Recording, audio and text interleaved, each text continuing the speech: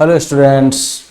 Well, let's get started with the third chapter in your book, where we will read about other landforms of India. जैसे कि इससे पहले हम लोगों ने माउंटेन्स और प्लेट्यू की बात की थी। अब जो हम लोग प्लेन्स, डेजर्ट्स और आइलैंड्स के बारे में बात करेंगे। नाउ इंडिया के जो लैंड फॉर्म है, like it's very diverse. Diverse का मतलब क्या होता है? विविध, बहुत प्रकार का। ठीक है, तब यहाँ पर देखो, like this is a tourist who is like moving through India, across India, and she will like take you through different land forms. जैसे कि रिवर गंगा का व्यू हो गया, जो कि इंडिया के उत्तरी मैदानों से होकर बहती है, northern plains. Okay, you move further, you go towards like north western part of India. Thar desert में जाएंगे आप, तो थार जो है वो गर्म रेगिस्तान है। फिर उसके बाद जो है बंगाल की खाड़ी में जो है आपको अंडमान आइलैंड्स भी मिलेंगे। तो इस तरह से इंडिया में जो है अलग अलग तरह के आपको बहुत तरह के जो है लैंड फॉर्म्स मिल जाएंगे।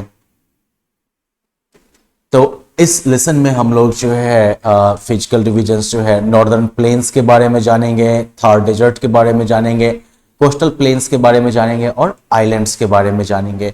Once we are done through this chapter, done with this chapter, आप जो है फिर इस पर्टिकुलर ब्रेन मैप को जो है एक बार चेक कर लीजिएगा कि इन सभी चीजों के बारे में आपने समझा कि नहीं समझा। So let us first begin with the northern plains. Okay, उत्तरी मैदान। Now this is like the satellite image of northern plains. Himalaya के खत्म होने के ठीक बाद जो है आपका नॉर्दर्न प्लेन का एरिया जो है वो शुरू होता है। ठीक है, तो northern plain, the northern plains refer to the large flat region at the foothills of the Himalayas, stretching from Punjab in the west to Assam in the east. Okay, northern plains की अगर चर्चा होगी तो एक बहुत बड़ा जो समतल एरिया है, समतल क्षेत्र है, हिमालय के खत्म होने के साथ ही शुरू होता है और उसके बाद जो है पंजाब से लेके पश्चिम में और पूरब में जो है असम तक ये पूरा एरिया फैला हुआ है।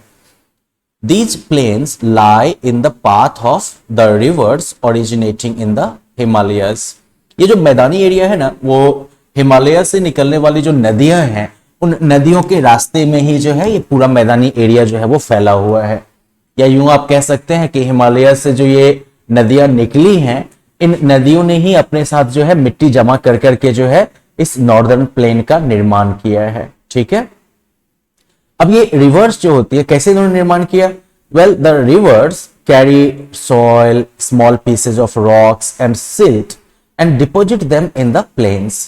ये नदियां जो है वो सॉइल, जो बहुत ही और छोटे छोटे पत्थर और सिल्ट, मतलब कुल मिला कह सकते हो कि ये नदियां जो है अपने साथ बालू, मिट्टी और पत्थर वगैरह जो है वो लाती है और उसको जो है नीचे आके जमा करती जाती है मैदानी एरिया में। द फाइन सॉइल और silt deposited in the plains is called alluvium. तो जो बहुत महीन क्वालिटी का जो सॉइल होता है, इसे सिल्ट कहते हैं, तो वो जो मैदानी एरिया में जमा होता है तो उसे एल्यूवियम कहते हैं। तो एल्यूवियम का अगर डेफिनेशन पूछा जाए तो क्या कहिएगा? Alluvium are the fine soil और silt deposited in the plains by the rivers. और ये alluvium which is very fertile and good for growing various crops. Fertile मतलब उपजाऊ, और ये एल्यूवियम जो है बहुत ही उपजाऊ होती है और कई तरह की फसलों को उगाने के लिए बहुत ही मस्त होती है, सही होती है। Now, the flat surface of the northern plains and availability of enough water have also helped in the setting up of big industries in these regions. समतल जमीन है और साथ साथ काफी पानी मौजूद है, तो इसने जो है कई बड़ी इंडस्ट्रीज को जो है इन एरियाज में स्थापित होने में मदद की है। Due to this reason, a large number of cities, towns and villages have developed along the banks of the rivers flowing through the northern plains. अब मान लो कि खेती के लिए काफी उपजाऊ जमीन है, एल्यूवियम जो है वो साथ ही साथ पानी और पानी की पर्याप्त मात्रा में पानी की वजह से और साथ साथ फ्लैट सरफेस, समतल जमीन होने की वजह से जो है बहुत सारी इंडस्ट्रीज भी इस एरिया में है, और इसी वजह से जो है कई सारे जो है शहर, नगर और गांव जो है वो इन नदियों के किनारे किनारे जो है डेवलप होते गए हैं नॉर्दर्न प्लेन्स में।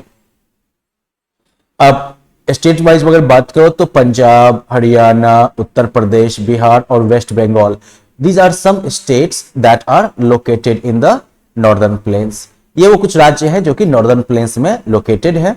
सम parts of Assam and Tripura also lie in the northern plains. कुछ हिस्से जो है असम और त्रिपुरा के वो भी जो है नॉर्दर्न प्लेन्स में मौजूद हैं। ये यहां पर आपको जो है वो मैप दिखाया गया है। Now here you can like check out the entire region of northern plains। यहाँ जो है पंजाब के पास से शुरू होकर देख रहे हो, इधर पूरा जो आपका हिमालयाज का हो गया जोन, तो बिल्कुल हिमालयाज के फुटहिल से शुरू होता हुआ ये पूरा जो है नॉर्दर्न प्लेन के एक्सपेंस का जो है एरिया है आपका, ठीक है। ये पूरा का पूरा जो है नॉर्दर्न प्लेन्स यहाँ मौजूद है, और इस एरिया से होकर जितनी भी गंगा से निकलने वाली नदियां हैं, जैसे कि सॉरी हिमालय से निकलने वाली नदियां जैसे कि गंगा, यमुना, गोमती, है ना, तो ये सब की सब जो है वो इधर से ही निकलती हैं, हिमालय से निकलती हैं और नॉर्दर्न प्लेन से होते हुए जो है ये आगे बढ़ती हैं। इधर आप देख सकते हो ये जो है पूरा का पूरा थार डेजर्ट का एरिया हो गया, तो रेगिस्तानी एरिया हो गया ये। इधर आके जो है आपको कोस्टल प्लेन का पूरा एरिया मिलेगा, वेस्टर्न घाट। इधर जो है आपको ईस्टर्न कोस्टल प्लेन्स मिलेंगे। ये जो ग्रीन ग्रीन पोर्शन देख रहे हो ये प्लेन का एरिया हो गया, ये जो है मैदानी एरिया हो गया, तो ये जो है कोस्टल प्लेन कहलाएगा। ईस्ट वाला जो है इसे ईस्टर्न कोस्टल प्लेन कहिएगा, इधर वाला जो है इसे आप वेस्टर्न कोस्टल प्लेन कहिएगा। इसे जो है हिंदी में पश्चिमी घाट और पूर्वी घाट भी कहा जाता है, ओके। और बीच में जो है ये पूरा का पूरा प्लेट्यू का एरिया है, पठारी एरिया है ये बीच में आपका, जिसके बारे में हम लोगों ने पिछले क्लास में बात की थी। अब आगे अगर नॉर्दर्न प्लेन्स की हम चर्चा कर रहे हैं तो नॉर्दर्न प्लेन्स की लाइफ की हम बात करते हैं। अभी तक तो हमने ये देखा कि यहां पर जो है क्या क्या की फैक्टर्स हैं। तो इस टेबल में जो है आपको उन प्रमुख राज्यों को दिखाया गया है जो कि नॉर्दर्न प्लेन्स में मौजूद है, और साथ साथ उनके जो इंपॉर्टेंट सिटीज हैं, इंडस्ट्रीज हैं, क्रॉप्स हैं, मेजर फेस्टिवल्स हैं, इन सभी का आपको जो है इस टेबल में जो है कंडेंस्ड डेटा दे दिया गया है कि पंजाब और हरियाणा जो है तो इनके इंपॉर्टेंट सिटीज में चंडीगढ़, लुधियाना, अमृतसर, गुरुग्राम, यहाँ पर उपजाया क्या जाता है ज्यादा, तो wheat, rice, sugar cane, millet और ऑयल सीड्स, मिलेट बाजरा हो गया। फिर यहाँ पर जो इंडस्ट्रीज वगैरह है, हमने बात की थी ना नॉर्दर्न प्लेन्स में बहुत सारी इंडस्ट्रीज भी हैं, तो यहाँ की इंडस्ट्रीज में जो है मेनली ऑटोमोबाइल्स यानी कि गाड़ियां जो होती हैं, कार बाइक वगैरह सब, कार वगैरह सब, तो ऑटोमोबाइल्स, टेक्सटाइल्स, कपड़ा वगैरह, डेयरी फार्मिंग है ना, डेयरी दूध का जो धंधा हो गया, फार्मिंग खेती बाड़ी, तो ये सारी चीजें जो इधर होती है। प्रमुख फेस्टिवल जो है इनका वो है बैसाखी, होली, दिवाली और लोहड़ी। फिर और जो कुछ स्टेट्स हैं जैसे कि उत्तर प्रदेश, वेस्ट बंगाल और बिहार, तो इनके प्रमुख शहर हो गए लखनऊ, कानपुर, आगरा, ये सब यूपी हो गया, कोलकाता वेस्ट बंगाल, पटना बिहार, ठीक है। इनकी प्रमुख फसलों में राइस हो गया, व्हीट हो गया, सुगर केन और जूट हो गया। और यहाँ की इंडस्ट्रीज जो है इनमें आपको लेदर रिलेटेड इंडस्ट्री, जूट की इंडस्ट्री, साथ साथ जो है आयरन एंड स्टील और शुगर, इनकी इंडस्ट्रीज आपको मिलेंगी। और यहाँ के मेन फेस्टिवल्स में जो है दुर्गा पूजा, छठ, दशहरा, ईद, ये सब आते हैं। फिर असम और त्रिपुरा की बात करो, इनके कुछ हिस्सों में जो है नॉर्दर्न प्लेन का विस्तार है, तो इनके इंपॉर्टेंट सिटीज में जो है गुवाहाटी, दिसपुर, त्रिपुरा में अगरतला हो गया आपका। और इनके प्रमुख फसलों में जो है राइस, टी, जूट, बैम्बू। यहाँ के इंडस्ट्रीज में जो है इंडस्ट्रियल एक्टिविटीज में जो है यहाँ पर चाय और सिल्क, साथ साथ जो है ऑयल रिफाइनरी, ये सब मिलेगी आपको। इनके प्रमुख फसलों में जो है बिहू और साथ साथ जो है खर्ची पूजा जो है वो इंपॉर्टेंट है। अब देखो नॉर्दर्न प्लेन्स जो है वो हमारे देश के लिए बहुत ही इंपॉर्टेंट है। रीजन ये है कि नॉर्दर्न प्लेन्स जो है these are called the granary of India, मतलब कि इसे जो है भारत के अनाज का भंडार कहा जाता है। ग्रैनरी मतलब हो गया अनाज का भंडार, तो नॉर्दर्न प्लेन्स को जो है इंडिया का अनाज का भंडार कहा जाता है। A large amount of grains such as wheat, pulses, millet and rice are grown here. बहुत ज्यादा जो अनाज, बहुत सारी अनाज जो है, जैसे कि बहुत सारे अनाजों की बहुत सारी मात्रा जो है वो इधर ही उपजाई जाती है, ठीक है। फिर जो फ्लैट सरफेस है, the flat surface of this plain of the plains has helped in the development of a good roadways and railway system. जो समतल जो सतह है मैदानी एरियाज की, इसने जो है अच्छे सड़कों और रेलवे सिस्टम वगैरह के डेवलपमेंट में भी जो है काफी हेल्प किया है।